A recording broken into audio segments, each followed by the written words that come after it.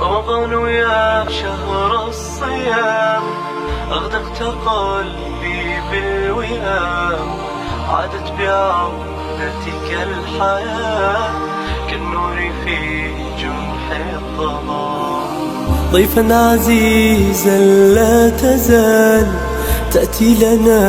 في كل عام تأتي لتمنحنا الأمل نرجو لقاك على الدوام أنواء نورك أشرقت على الخليقة والأنام أقبلت بالأجر العميم. بسم الله الرحمن الرحيم. الحمد لله والصلاة والسلام على رسول الله صلى الله عليه وعلى آله وصحبه وسلم. إخواني وأخواتي في الإسلام، وبرنامج كيني العيش مع القرآن waxaan xalaqadan yar si kooban uga hadli doonaa macnaa waxa weeyaan alcayshu bilqur'aani fi zaman alqur'aan, nolosha uu qofka muuminkii la noolaado qur'aanka zamanka qur'aanka. marka zamanka qur'aanka waxaan uga jeedaa shahru asawm, maxaa yeelay waa bishii ilaahay soo dejiyey qur'aanka, waa bishii ilaahay qur'aanka uu ku karaameeyey oo iyaduna karaamadaa yeelatay, waa bisha ilaahay si cad uu inoogu sheegay شهر رمضان الذي أنزل فيه القرآن هدى للناس وبينات من الهدى والفرقان. وبشهر رمضان كإلهي وسود شيء قرآنك وسود شيء دتكو إني كهنونان بشهر علاقين تلقين القرآن كليا لنا. waxaynu ognahay ilaahay subxaanahu wa tacaala inuu yidhi inaa anzalnaahu fii leylati alqadr, qur'aanka waxaanu soo dejinay leylatu lqadri baan soo dejinay, waxay noqotay ashrafu layaali. shahru ramadaan baa ilaahay soo dejiyey, waxay noqotay ashrafu shuhuur. wuxuu ilaahay ku soo dejiyey qalbi muxamed, wuxuu noqday ashrafu lkhalq. waxaa ilaahay ku soo dejiyey la soo dejiyey macnaa waxa weyan jibriil, markaasaa wuxuu noqday macnaa waxa weeyaan ashrafu lmalaa'ika. marka zamanka qur'aanka ee shahru ramadaan ah waa inay calaaqada qur'aanka aan la leenahay ay noqoto calaaqo ka duwan bilihii kaloo dhan, waa inay noqoto. video yaroo aad u cajiib badan oon daawanayay nin afrikaana oo ahlulqur'aana oo la waraysanayay baa waxaa la yidhi qur'aanka imsaad ku khatintaa? markaasaa wuxuu yidhi fii kulli yowmayn akhtim, labadii maalmoodba waan khatimaa. subxaana allah. markaasaa la weydiiyo la yidhi mundu macnaa mataa kunta takhtim, macnaa saasoo kale fii yowmayn bilqur'aan, imise muddo intee leeg baad qur'aanka ku khatimaysay laba maalmood? markaasuu yidhi mundu 20 sana, 20 sannadood kuntu akhtimu alqur'aana fii kul macnaa waxa weeyaan yowmayn. subxaana allah.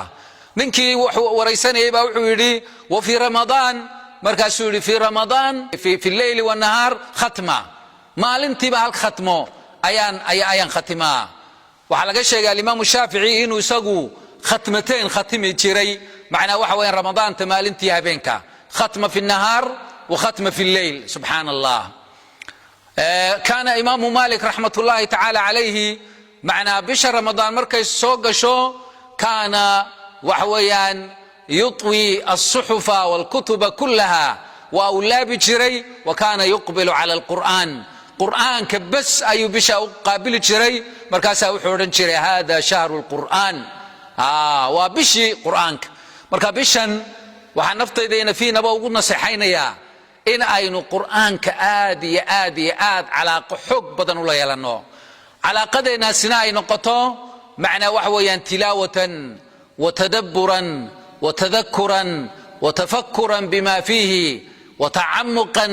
bima jaa fiihi min cilmin wa aahaarin wa qasas. macnaa calaaqada qur-aanka la yeelanaynaa inaanay noqonin oo keliya calaaqo iska akhriyo dudubi ah, laakiin ay noqoto calaaqo kow horta tilaawo ah, inaynu akhrintiisa badino. laanno inaynu tilaawadiisa badino waa laynagu adoonsado. ilaahay subxaanahu wa tacaala waa uu ammaanay kuwa qur-aankiisa aad u akhriyaya, oo ilaahay subxaanahu wa tacaala waa ka meelo badan inoogu sheegay macnaa waxa weeyaan ina aladiina yatluuna kitaab allahi wa aqaamuu الصalaa وأنفقوا مما رزقناهم سرا وعلانية يرجون تجارة لن تبور إلهي وحولي قلداسي waxay rajeynayaan tijaaro marnaba aan khasaare ku jirin waa kuwa kitaabka Ilaahay akhriya ee aad u akhriya طيب tilaawadiisi saasa la inoo amray waa ka Ilaahay subhanahu wa ta'ala uu yidhi alladina ataynahum alkitaba yatluunahu haqqa tilawati kitaabka kuwaanu siinay macnaa waxa weeyaan tilaawadiisa xaqa ay akhriyaan ma hiya tilawatuhu alhaqqa tilaawadiisa xaqi waa maxay waa tahsiinu xurufihi وتجويده والعمل بما فيه وإن حروفتي سلسحو ولا تجويديو وسوى أحسن له أخريو وحويان أو نبي عينا أمر صلى الله عليه وسلم معركتي جملوا أصواتكم بالقرآن أو حسنوا أصواتكم بالقرآن أو جملوا أصواتكم بالقرآن قرآنك معنا كقرحي عدكينا تاسوا علينا أمر تلاوديسا لكن waxaa ka sii muhiimsan tilaawadiisa al'amalu bima fihi inaynu ku amal falo kitaabkan iyo waxa ku yimid oo aynu macna waxa Ilaahay ku ateecna awaamirtiisa ibn Mas'ud radiyallahu ta'ala anhu wuxuu yiri idha sami'ta Allah subhanahu wa ta'ala yaqul ya ayyuhalladhina amanu hadad maqasho Ilaahay ya ayyuhalladhina amanu la far'a sam'aka ilayhi dagaha u raarici macna waxa weeyaan waa khayrun ya'muruka bihi أو شر ينهاك عنه وخيرك أمريا أما شرك كاربيو مركا لبضبا وحي أمره وكامرينا لك على وحا وكاربينا كتك طيب مركا وحا كم ذا وحيابها كلا تلاوديسا أينو معنا وحا ينكو عمرينا بشن إنينو كتدبرو بما في القرآن وحا قرآن ككسوغان عظو يوانو يعبرا إنينو كتدبرو وأينا القرآن كيسكدافين كتاب أنزلناه إليك مبارك ليدبروا آياته وليتذكر أولو الألباب علي ربنا سبحانه وتعالى كتاب كان هو كتاب نبي محمد وأنكو قصود الجني محالك قصود الشيء أو معنا وحويا ليدبروا آياته آيات كي سوائنا أفر في سدان وليتذكر أولو الألباب وأي كوان توبان مركا كو عقل قلي مركا آيات كي أفر في سدان وأين كوان توبان كتاب كاربي سبحانه وتعالى marka calaaqo xoog badan baan la yeelanaynaa nabiga kaleey salaatu wasalaam bisha ramadaan way uga duwaneed bilaha kale marka quraanka la eego xadiiska ibn Abbas fi sahih al-Bukhari ku yaala wuxuu tilmaamayay kaana rasuulullaahi sallallahu alayhi wasallam ajwad an-nas dadka ka ugu deeqsisan baa wax walba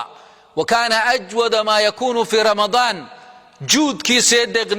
deeqsinimadiisu waxay la laabmi jirtay ramadaanta dhexdeeda mata xiina yalqaahu jibriil marka uu jibriil la kulmo فيدارسه القرآن وقرآن كأول مدارسه لا أخريه فلرسول الله صلى الله عليه وسلم حين يلقاه جبريل أجود بالخير من الريح المرسلة مركو جبريل لكر ما القرآن كأول لا أخريه رسولك حق الدغس النمذي وحي أهان شرتي مدك معنا وحويان ديريسا ضبيل معنا وحويان حوارك آذي كسعوتا طيب ساسو خير كودك دق شري مركا وحلا نقرب إن شاء الله تعالى علاقتنا مع القرآن وعيشنا مع القرآن في هذه الشهر المبارك إني نقطع علاقة خاصة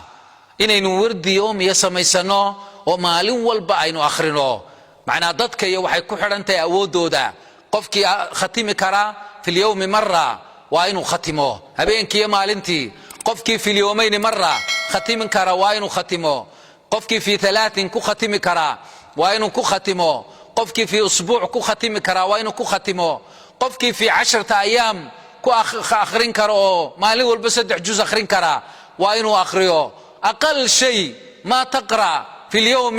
أن يكون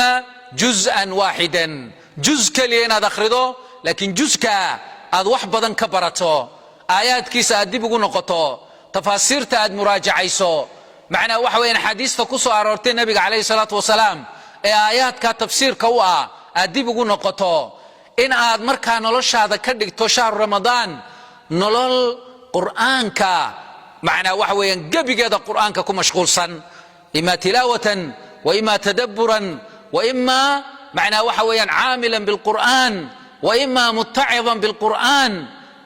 ومعنا وحوين آخذا العبرة والعظة منه انت وإناد مدكم إذا نقطو oo qur'aanku uu ku noqdo wax kasta oo kale intaad xidho aad tidhaahdo macnaa waxa weeyaan uqbilu cala alqur'aan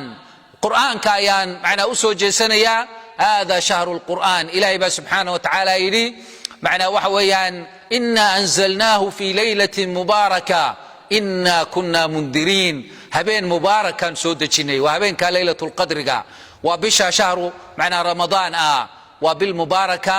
qur'aankii oo mubaaraka iyo bishii oo mubaaraka markay salaan iyo xayaatadaadoo mubaaraka waxay noqonayaan inaad isla wada barakowdaan ilahayna wuxuu yidhi subxaanahu wa tacaala kitaabun anzalnaahu ilayk mubaarakun waa kitaab barakaysan ilaahay baa barakeeyey meel kale ilaahay subxaanahu wa tacaala waa ka ku yidhi fattabicuuhu lacalakum turxamuun